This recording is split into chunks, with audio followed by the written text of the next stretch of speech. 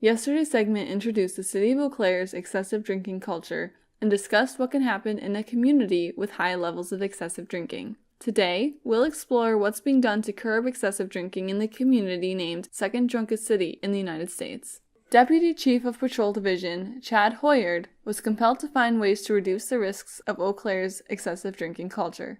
We have been trying to evaluate some of the things that have been going on in certain areas within the community.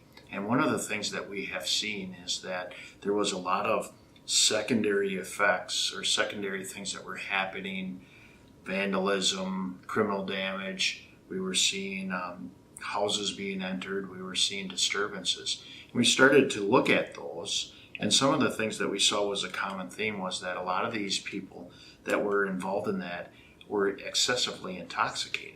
And so we wanted to look at that issue and say, what can we do about that to change that culture? With Hoyer's help, the city of Eau Claire unanimously passed a public intoxication ordinance on October 9th in response to growing problems with excessive and binge drinking in the community. There was a lot of collaboration between a lot of different people in this community to address this. That task force consisted of people from the university administration, the university student senate. We also had people from the Tavern League. We had people that owned the taverns. We had people from the health department. And I'm probably missing a few, but it was a large group that was looking at how does this affect each of us, and then how is this affecting the community, and what can we do to try to change that culture. The recently passed ordinance was first introduced in March, but was tabled for refining due to varying community responses.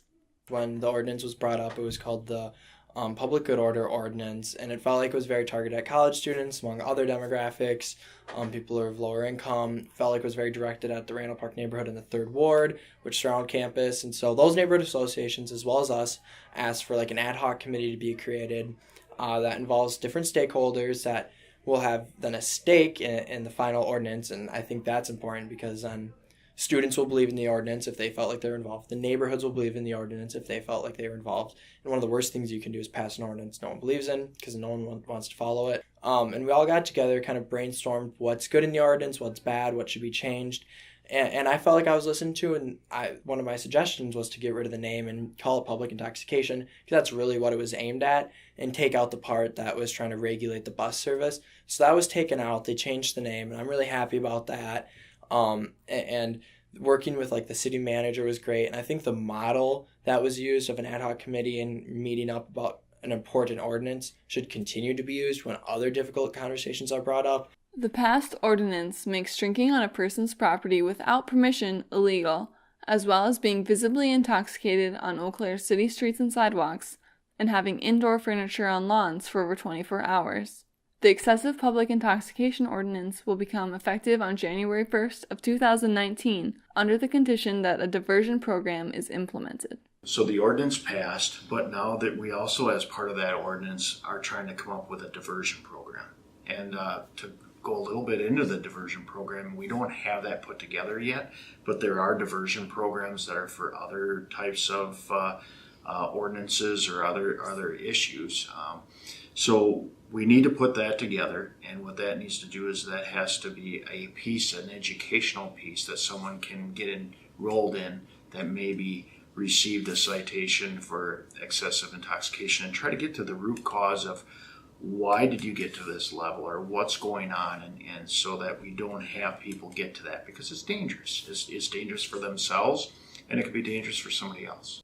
Charles Johnson, Director of the Intergovernmental Affairs Commission for the University of Wisconsin-Eau Claire Student Senate, spent time bringing community members together this fall to help create a healthy change in Eau Claire's culture. So this fall I organized the Randall Park UW Eau Claire Block Party with the primary goal of bringing students and full-time residents together to kind of start this conversation and culture change. And we were able to have over 500 people attend. So in regards to having a lead role within the ordinance, I didn't really have one. It was kind of the side jobs to start the conversation of this culture change that we were trying to get done through the ordinance.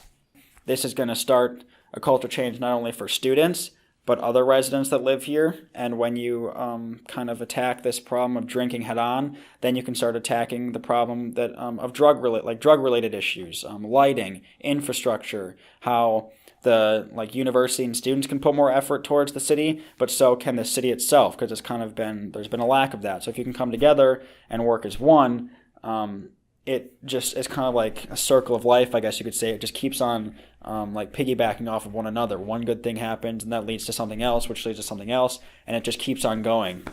My hope is that it just continues to get better and better, and students and city members alike can come together and work to make Randall Park neighborhood, 3rd Ward, and the entire city of Eau Claire as the best it can be. Reporting for Inside Eau Claire, this is Kinsey Johnson.